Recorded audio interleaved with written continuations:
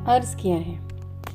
नीला समंदर, नीला आसमां, आसमां में धीरे से उगता हुआ ये सूरज, पानी पर बिखरते हुए सूरज की किरणें, लहरों से ठोकर खाके भी ठहरे हुए ये पत्थर, सफ़ेद रेत का ये फैला हुआ चादर, किसने बनाया इनको इतना सुंदर? हेलो, नमस्ते and welcome to my Andaman series part 3। आज के वीडियो में हम जाएंगे हैवलॉक से नील आइलैंड। हैवलॉक से नील की दूरी हमने कवर किया 1 घंटे में। क्रूज़ की सारी बुकिंग्स हमने मक्रूज़ की ली हुई थी। जेटी पॉइंट से हमारा होटल 5 मिनट की दूरी पर ही था। सो हम पहुंच गए नील आइलैंड और हमारा होटल का नाम था सिम्फनी समर सैंड रिजॉर्ट, जो कि एक बहुत ही सुंदर और लग्जरियस रिजॉर्ट है। यहाँ का सर्विस, फूड, व्यू सब बहुत ही अच्छा था इस रिजॉर्ट का। बस एक ही चीज़ जो मिसिंग थी यहाँ पर, वो था इसका बीच। ये एक बीच रिजॉर्ट था, लेकिन बीच पर पूरा कोरल से भरा हुआ था। सो यहाँ पर स्विमिंग करना मना था और कर ही नहीं सकते और पानी में भी नहीं जा सकते। Overall I will give 5 star rating to this hotel. So Neil island का मेन अट्रैक्शन पॉइंट है इसकी crystal clear clean beaches and natural rock bridge, जिसको नील में रहने वाले बंगाली लोग हावड़ा ब्रिज भी कहते हैं। 2 बड़े पत्थरों से बना हुआ ये नेचुरल ब्रिज नील आइलैंड का मेन अट्रैक्शन पॉइंट है। सिर्फ लो टाइड के टाइम पर ही यहाँ पे जा सकते हैं। हाई टाइड के टाइम पे यहाँ पूरा पानी भर जाता है। सो यहाँ पे जाना थोड़ा सा मुश्किल होता है, क्योंकि चारों तरफ डेड कोरल्स थे। वहाँ पे चलना भी बहुत ही डिफ़िकल्ट हो रहा था। अगर आप नील जाने का प्लान कर रहे हो, सो आई विल सजेस्ट कि अच्छे वाले शूज़ लेके वहाँ जाएं। स्लिपर या हाई हील्स पहन के वहाँ पर ना जाएं, ठीक है। हमने बहुत सारे डिफरेंट टाइप्स के फ़िश, क्रैब, सी क्रीचर्स देखे वहाँ पे कोरल्स में। कुछ पॉइजनस चीज़ें भी देखी, जैसे कि सेंट्रीपेड्स, सी कुकुम्बर्स, सी ऑर्चिन्स, स्नेक्स। क्रैब्स भी देखे वहाँ पे मल्टी कलर के, जैसे ग्रीन, रेड, ब्लैक, ऑरेंज। उसके बाद स्टारफिश भी देखे। नील की एक बात यह है कि वो एक बहुत ही छोटा सा आइलैंड है, जो कि सिर्फ 7 किलोमीटर रेडियस पर ही ख़त्म हो जाता है। मतलब कोई जगह आपको जाने के लिए सिर्फ 5 मिनट ही लगता है। हमने बहुत सारा फ़ोटोशूट किया, वहाँ का लोकल फ्रूट ट्राई किया, आमड़ा, और थोड़ा खट्टा मीठा टेस्ट था, लेकिन बहुत ही अच्छा था। This is one of the most beautiful places I have been to, और मैं सजेस्ट करूँगी आप भी एक बार यहाँ पे ज़रूर जाओ।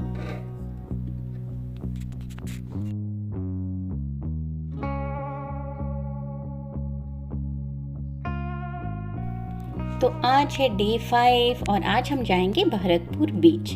इस बीच की खासियत ये है कि यहाँ बिना भीगे भी पानी के अंदर 500 मीटर तक चल के अंदर जा सकते हैं। इतना साफ पानी, सफ़ेद रेत, आप यहाँ अपने पाँव भी देख सकते हैं पानी के अंदर, और बहुत छोटी छोटी लहरें, शांत समंदर, जिसके कारण यहाँ बहुत अच्छे से स्विमिंग भी कर सकते हैं। आराम से फ्लोट होते रहो, लेज़ी रिवर राइड जैसे। सो बहुत सुंदर बीच था। लंच में हमने वहाँ पे लोकल सी फूड ट्राई किया, जिसमें हमने लिया था लॉबस्टर। लोकल मार्केट से थोड़ा बहुत शॉपिंग किया और गप्पे शप्पे किए, लोकल लोगों से बातें किया, समझा उनकी लाइफ वहाँ पे कैसी होती है। इसके बाद हम गए सीतापुर बीच। सीतापुर बीच भी एक सनराइज़ बीच है। यहाँ सारे बीच में सनराइज़ और सनसेट दोनों नहीं होते हैं। किसी में सनराइज़ होता है तो किसी में सनसेट होता है, लेकिन सबका व्यू अलग होता है और सब मतलब सुंदर ही होता है, बहुत सुंदर होता है। तो ये था हमारा नील का सफ़र और हम वापस चले फिर से पोर्ट ब्लेयर। हमने बुकिंग किया था शीशेल होटल कोरल कोव में, जहाँ हम डे 1 में भी रुके थे। आज का प्लान है पोर्ट ब्लेयर में सेल्यूलर जेल विजिट करना। मैं जेल जा रही हूँ।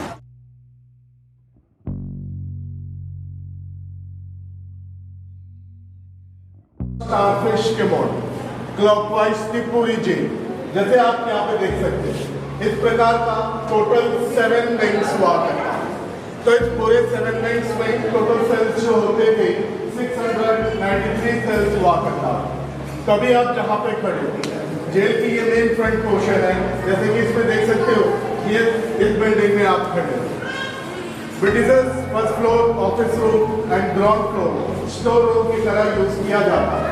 ये गैलरी देखने के बाद जैसे आप जेल में एंटर करोगे, जैसे ही जेल के अंदर एंटर करोगे, जेल का जो पहला पॉइंट रहेगा हैंगिंग प्लेस, फांसी घर, उसके बाद कंडेम सेल, वीर सावरकर जी का सेल, जेल वर्कशॉप। ये जेल का एक मॉडल आपको मैं दिखा रही हूँ। पहले जेल ऐसे बना हुआ था ओरिजिनल में, बट आज के डेट में सिर्फ 2 विंग्स ही बची हुई हैं। ये सब ऑलमोस्ट टूट गया है और सिर्फ 2 ही बचे हैं। सेल्युलर जेल में बहुत सारे फ्रीडम फाइटर्स को कैद करके रखा गया था। उनमें से एक थे दामोदर सावरकर, जिनके नाम से ही पोर्ट ब्लेयर का एयरपोर्ट का नाम रखा गया है। ये मैं दिखा रही हूँ फांसी घर, जहाँ कैदियों को फांसी दिया जाता था। ये ओरिजिनल बीम और लिवर है जिसमें फांसी दिया जाता था। रस्सियाँ बदल दी गई हैं। इस वर्कशॉप को एक गैलरी बना दिया गया है। यहाँ पर कैसे काम कराए उसके मॉडल रखेंगे। इसके बाद उन छिलकों में जो रेशे होते हैं, उन रेशों में से उनको रस्सियाँ बनानी थी, और रस्सियाँ बनाने के लिए उसी के साइड में जो गोल सा मशीन रखेगा तो उससे यूज़ करते थे। वो जो मशीन था उसमें हुक्स लगे हुए थे अलग अलग डायरेक्शन पर। उन हुक्स पर रेशों को फंसाकर जब वो हैंडल को राउंड घुमाते थे, ये रेशे जॉइंट होकर रस्सियाँ बनकर निकलती थी। तो इस तरह एक दिन में एक कैदी को 4 LBS जो कि 4 पाउंड के आसपास रस्सियाँ बनानी थी। वैसे अंदर में अब जो रस्सी बनाने का मशीन देखा वो लोहे का बना उस समय का ओरिजिनल मशीन था। सबसे लास्ट और सबसे टफ पनिशमेंट था ये जो फ्लॉगिंग। ये जो फ्लॉगिंग का पनिशमेंट अभी आप देख पा रहे हो, देखिए इस पनिशमेंट में सबसे पहले इन कैदियों के सारे कपड़े उतारते थे, इनको एक पतला टावल पहनाकर इसी तरह बांधते थे, और बांधने के बाद इनको या तो कोड़ों से या तो बेत से मारते थे। तो उनको मारे जल्लाद जो थे उसे जमादार बोला, जो कि इंडियन था। यहाँ पर एक इंडियन ही दूसरे इंडियन को पनिशमेंट देता था। तो जब वो जमादार इसे मारता है, इनके बैक साइड इनके बॉटम पर ही मारना था, क्योंकि ज़्यादा तकलीफ होता है। बाद में ना कैदी बैठ पाएगा नहीं सो पाएगा। तो मारते वक्त इनके पैरों को लकड़ी से, कमर को बेल्ट से और हाथों को चेन से ब्लॉक भी करते थे, और वो इसलिए ताकि जब वो इसे मारे हिल ना पाए। साथ ही ये जो पनिशमेंट है वहाँ वर्कशॉप के अंदर नहीं, यहीं बाहर देते थे, ताकि जब इनको बाहर बांध कर मारे, इस वर्कशॉप और सामने विंग वाले ये सारे लोग मार खाता देख सके, उनकी आवाज़ को सुन सके। वैसे ये जो फ्रेम अभी आप देख पा रहे हैं लोहे का बना है, बट ओरिजिनल नहीं है। बट आप लोगों ने अंदर जो फ्लाइंग फ्रेम देखा वो भी लोहे का बना हुआ है। उसका जो हैंडल आप देख रहे हैं वो ओरिजिनल है, बाकी उस पर जो फ्रेम है वो ओरिजिनल है, बट उस पर लगी लकड़ियाँ, बेल्ट, हंटर, वो सब चेंज हुए। इसी तरह अगर आपने ध्यान दिया, अंदर बिल्कुल कॉर्नर एक पनिशमेंट ड्रेस भी दिखाया गया। ये जो पनिशमेंट ड्रेस है ये बोरे का जूट का बनता था। ये ड्रेस ऐसे लोगों को पहनाते थे जो आपस से बात करते या तो अंग्रेज और बहस करते पकड़े जाते थे। वो जो ड्रेस है वो मोटा होता है, उसके गर्मी होती है तो गर्मी से घमौरियाँ, तो वो ड्रेस बार बार स्किन में गिरते थे, वहाँ पर चोट हो जाता था। वैसे अंदर अभी आपने जो ड्रेस देखा वो मॉडल था, ओरिजिनल नहीं। वैसे ये ड्रेस कैदियों को 3 दिन, 5 दिन या तो 7 दिनों के लिए पहनाते थे। इसी तरह वहीं पर 3 तरीके दिखाए गए कैदियों को चेन से बांधने के। वो जो चेन से बांधने के तरीके हैं, इनको तब बांधते थे जब उनको काम करने के लिए जेल से बाहर ले जाते थे। उनमें जो सबसे पहला चेन फिटर था, आपने को ध्यान से देखा, जो कमर से की चेन है वो फ्लेक्सिबल है, बेंड होगा, तो कैदी उसमें खड़ा हो पाएगा, बैठ पाएगा, चल पाएगा, सब कुछ कर पाएगा। सेकंड वन था बार फिटर, जिसमें चेन नहीं था, रॉड थे। ये रॉड बेंड नहीं होंगे, वो अपने घुटने बेंड नहीं कर पाएंगे, तो काम उनको खड़े खड़े करना होगा, बैठ नहीं पाएंगे। और जो सबसे लास्ट क्रॉस बार फिटर होता था, उसमें उनके दोनों पाँव के बीच में क्रॉस था। इस क्रॉस की वजह से ये अपने दोनों पाँव जॉइंट नहीं कर पाएंगे, तो डिपेंड करता है किस टाइप का कैदी उसके ऊपर कौन से चेन उनको बांधना है।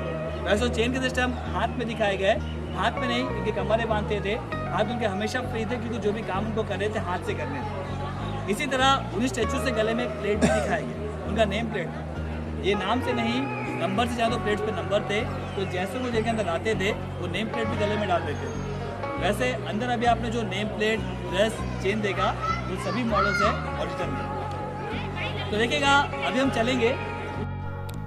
अभी हम हैं वर्कशॉप के अंदर, जहाँ एक मॉडल दिखाया गया है कैसे कैदियों को फ्लॉगिंग किया जाता था और कैसे उनको पनिशमेंट दिया जाता था, कैसे तेल पीसने के लिए उनको मजबूर किया जाता था, और उनके ना कर पाने से किस तरह से उनको चेन से बांध के रखा जाता था।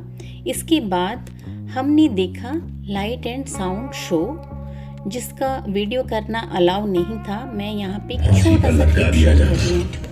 दिल दहला देने वाली चीखें निकलती, जेल का घंटा घनघना उठता, जेल की मीनार पर लगी बत्ती जलती बुझती रहती और 8 मील दूर तक खड़े स्टोरी ख़त्म होते होते आंखें भर आई थी। कितने लोगों ने यहाँ पे बलिदान दिया है। अंडमान का हिस्ट्री जितना फैसिनेटिंग है उतना ही दर्द भरा हुआ है। अभी भी वहाँ जरावा ट्राइब रहते हैं जहाँ जाना मना है। नए मॉडर्न ज़माने के साथ उनका कोई लेना देना नहीं है। They don't need a blue jeans to survive. Time मिले तो एंथ्रोपोलॉजिकल म्यूज़ियम ज़रूर जाएं, जहाँ पे उनके बारे में कितने ट्राइब्स हैं, उनका हिस्ट्री, वो कैसे रहते हैं, वो सब शेयर किया गया है। आप वहाँ पे पढ़ सकते हैं और उनके बारे में जान सकते हैं। नेक्स्ट डे हम गए समुद्रिका म्यूज़ियम।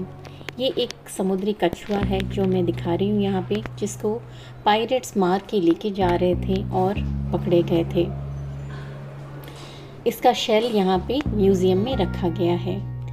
ये एक स्टार फिश है जो कि म्यूज़ियम में भी रखा गया है।